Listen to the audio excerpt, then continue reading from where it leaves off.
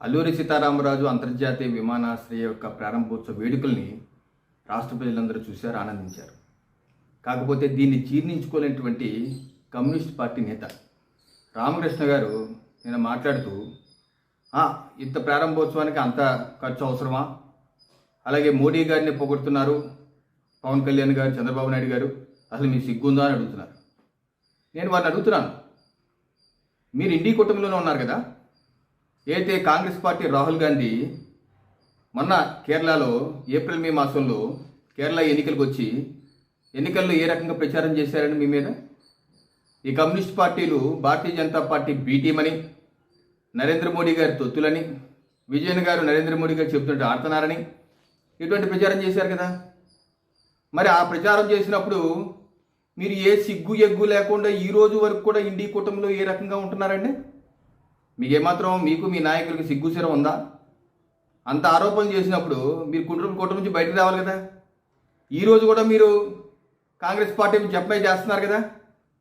అంటే మనకు సిగ్గు ఎగ్గు లేదు, ఎదుటి వాళ్ళని ఆడటానికి ఏ రకంగా మీకు నోరు వచ్చిందండి?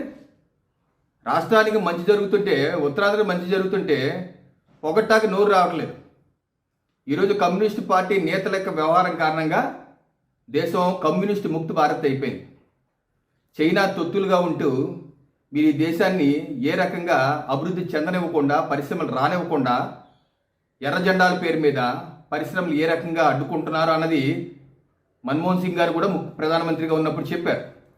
మీ యొక్క వ్యవహార శైలి కారణంగా ప్రజలు మిమ్మల్ని చేత్కరించుకున్నారు. ఈరోజు మీరు యథేచ్ఛగా ధర్నాలు చేయగలుగుతున్నారు, ప్రధానమంత్రి ఇంటి ముందు ధర్నా చేయగలుగుతున్నారు, అలాగే నిరసనలు చెప్పగలుగుతున్నారు, దూషించగలుగుతున్నారు, తిట్టగలుగుతున్నారు. కానీ నేను ఒకటి అడుగుతున్నా మిమ్మల్ని, కమ్యూనిస్ట్ పాలిత దేశాలలో ఏ ఒక్క దేశంలో అన్నా సరే మీ అధినేత యొక్క, మీ పాలకుల యొక్క వ్యవహార శైలి, నియంత్రిత పోకడ గురించి విమర్శించి ధర్నాలు చేయగల ధైర్యం ఉందా? చేయనిస్తారా? అయితే ఆయా దేశాల్లో నియంత పాలన జరుగుతుంది. కమ్యూనిజం అంటే నియంత, ప్రజాస్వామ్యం ఉండదు.